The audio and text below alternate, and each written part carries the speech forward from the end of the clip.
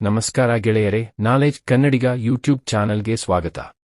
ಹಿಂದೂ ಧರ್ಮದ ಪ್ರಕಾರ ಯಮಧರ್ಮರಾಜನೇ ಮೃತ್ಯುವಿನ ದೇವರು. ಯಮಧರ್ಮರಾಜನು ಮೃತ್ಯುವಿನ ದೇವರಾದರೆ ಅವನ ಮೃತ್ಯು ಹೇಗೆ ಸಾಧ್ಯ?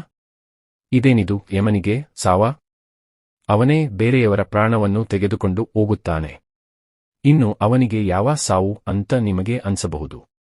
ಆದರೆ ಪುರಾಣಗಳಲ್ಲಿ ಯಮಧರ್ಮರಾಜನ ಮೃತ್ಯುವಿನ ಬಗ್ಗೆ ಉಲ್ಲೇಖವಿದೆ. ಹಾಗಿದ್ದರೆ ಯಮಧರ್ಮರಾಜನಿಗೆ ಮೃತ್ಯು ಹೇಗೆ ಸಂಭವಿಸಿತು? ಈ ವಿಡಿಯೋದಲ್ಲಿ ತಿಳಿಯೋಣ ಬನ್ನಿ. ಅದಕ್ಕೂ ಮುಂಚೆ ಎಲ್ಲರೂ ಬರೀ ವಿಡಿಯೋ ಮಾತ್ರ ನೋಡ್ತಾ ಇದ್ದೀರಾ, ಯಾರೂ ಚಾನಲ್ನ ಸಬ್ಸ್ಕ್ರೈಬ್ ಮಾಡ್ಕೋತಿಲ್ಲ. ಹೀಗಾಗಿ ವಿಡಿಯೋನ ಶೇರ್ ಮಾಡಿ ಹಾಗೂ ನಿಮ್ಮ ಸ್ನೇಹಿತರನ್ನು ಈ ವಿಡಿಯೋವನ್ನು ನೋಡಲು ಹೇಳಿ. ಇದರಿಂದ ನಮಗೂ ವಿಡಿಯೋ ಮಾಡೋದಕ್ಕೆ ಪ್ರೋತ್ಸಾಹ ಸಿಗುತ್ತೆ. ವಿಡಿಯೋನ ಇನ್ನೂ ಲೈಕ್ ಮಾಡಿಲ್ಲ ಅಂದ್ರೆ ಲೈಕ್ ಮಾಡಿ ಹಾಗೂ ಎಲ್ಲರೂ ಚಾನಲ್ನ ಸಬ್ಸ್ಕ್ರೈಬ್ ಮಾಡ್ಕೊಳ್ಳಿ. ಇನ್ನು ವಿಡಿಯೋಗೆ ಬರೋದಾದರೆ, ಗೋದಾವರಿ ನದಿಯ ತೀರದಲ್ಲಿ ನೆಲೆಸಿದ್ದ ಶ್ವೇತ ಮುನಿಗಳು ಶಿವನ ಪರಮ ಭಕ್ತರಲ್ಲಿ ಒಬ್ಬರು.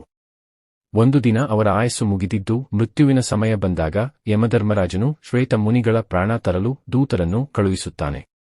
ಆದರೆ ಶ್ವೇತ ಮುನಿಗಳು ಪ್ರಾಣ ತ್ಯಜಿಸಲು ಸಿದ್ಧವಿರಲಿಲ್ಲ. ಅದಕ್ಕಾಗಿ ಅವರು ಗೋದಾವರಿ ನದಿಯ ದಡದಲ್ಲಿ ಮೃತ್ಯುಂಜಯ ಜಪವನ್ನು ಆರಂಭಿಸಿದರು. ಮೃತ್ಯುಂಜಯ ಜಪದಿಂದ ಪ್ರಸನ್ನನಾದ ಪರಮೇಶ್ವರನು ಶ್ವೇತ ಮುನಿಗಳ ಪ್ರಾಣವನ್ನು ರಕ್ಷಿಸಲು ಶಿವನು ಭೈರವನಿಗೆ ಆದೇಶಿಸುತ್ತಾರೆ. ಅದರಂತೆಯೇ ಭೈರವನು ಶ್ವೇತ ಮುನಿಗಳ ಪ್ರಾಣವನ್ನು ಉಳಿಸಲು ಕಾವಲಿಗೆ ನಿಂತನು. ಇತ್ತ ಯಮರಾಜನ ಆಜ್ಞೆಯಂತೆ ಯಮದೂತರು ಗೋದಾವರಿ ನದಿಯ ದಡಕ್ಕೆ ಬಂದರು.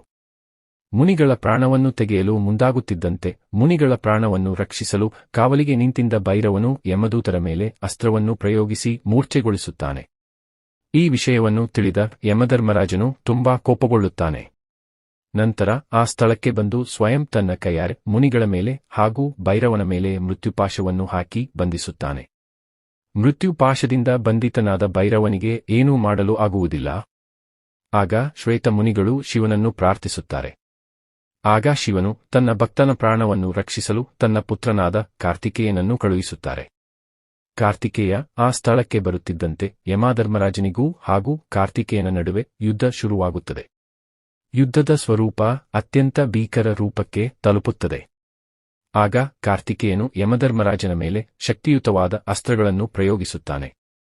ನಂತರ ಘೋರವಾದ ಯುದ್ಧ ನಡೆಯುತ್ತದೆ. ಈ ಸಮಯದಲ್ಲಿ ಕಾರ್ತಿಕೇಯನು ಒಂದು ಶಕ್ತಿಯುತವಾದ ಅಸ್ತ್ರವನ್ನು ಬಿಟ್ಟನು. ಯಮಧರ್ಮರಾಜ ಆ ಅಸ್ತ್ರವನ್ನು ಪ್ರತಿರೋಧಿಸಲು ವಿಫಲನಾಗಿ ತನ್ನ ಪ್ರಾಣವನ್ನು ಕಳೆದುಕೊಳ್ಳುತ್ತಾನೆ. ಕಾರ್ತಿಕೇಯನಿಂದ ಹತನಾದ ಸೂರ್ಯದೇವನ ಮಗ. ಯಮಧರ್ಮರಾಜನ ಸಾವಿನ ವಿಷಯ ಸೂರ್ಯದೇವನಿಗೆ ತಿಳಿಯುತ್ತದೆ. ತನ್ನ ಪುತ್ರನ ಸಾವಿನಿಂದ ವಿಚಲಿತನಾದ ಸೂರ್ಯದೇವನು ವಿಷ್ಣುವಿನ ಬಳಿ ಹೋಗುತ್ತಾನೆ. ಶಿವಲೀಲೆಯನ್ನು ಅರಿತ ಮಹಾವಿಷ್ಣು ಸೂರ್ಯದೇವನಿಗೆ ಶಿವನನ್ನು ಪ್ರಾರ್ಥಿಸುವಂತೆ ಸಲಹೆಯನ್ನು ನೀಡುತ್ತಾನೆ. ನಂತರ ಸೂರ್ಯದೇವ ಶಿವನನ್ನು ಪ್ರಾರ್ಥಿಸಿ ತನ್ನ ಮಗನಿಗೆ ಜೀವದಾನ ನೀಡುವಂತೆ ಬೇಡುತ್ತಾನೆ. ಸೂರ್ಯದೇವನ ಪ್ರಾರ್ಥನೆಯನ್ನು ಮೆಚ್ಚಿದ ಶಿವನು ನಂದಿಯ ಬಳಿ ಯಮುನಾ ನದಿಯ ಜಲವನ್ನು ತರಿಸಿ ಯಮಧರ್ಮರಾಜನ ಪಾರ್ಥಿವ ಶರೀರದ ಮೇಲೆ ಪ್ರೋಕ್ಷಿಸುತ್ತಾನೆ. ಆಗ ಯಮಧರ್ಮರಾಜನು ಪುನಃ ಬದುಕುತ್ತಾನೆ. ಈ ಎಲ್ಲಾ ಪ್ರಸಂಗವನ್ನು ನೋಡಿದ ದೇವತೆಗಳು ಶಿವನಿಗೆ ಪ್ರಶ್ನಿಸುತ್ತಾರೆ. ಹೇ ಮಹಾಪ್ರಭು, ಯಮಧರ್ಮನು ತನ್ನ ಕರ್ತವ್ಯದ ನಿರ್ವಹಣೆಗಾಗಿ ಮುನಿಗಳ ಪ್ರಾಣವನ್ನು ತೆಗೆಯಲು ಬಂದಿದ್ದ. ಆದರೂ ಸಹ ತನ್ನ ಪ್ರಾಣವನ್ನೇ ಕಳೆದುಕೊಳ್ಳುವ ಪರಿಸ್ಥಿತಿ ಯಾಕೆ ಬಂತು ಎಂದು ಶಿವನಿಗೆ ಕೇಳುತ್ತಾರೆ. ಆಗ ಶಿವನು, ನಿಮ್ಮ ಪ್ರಶ್ನೆ ಸರಿಯಾಗಿದೆ.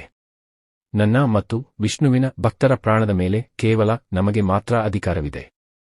ಯಮ ಹಾಗೂ ಅವನ ದೂತರಿಗೆ ಆ ಅಧಿಕಾರವಿಲ್ಲ.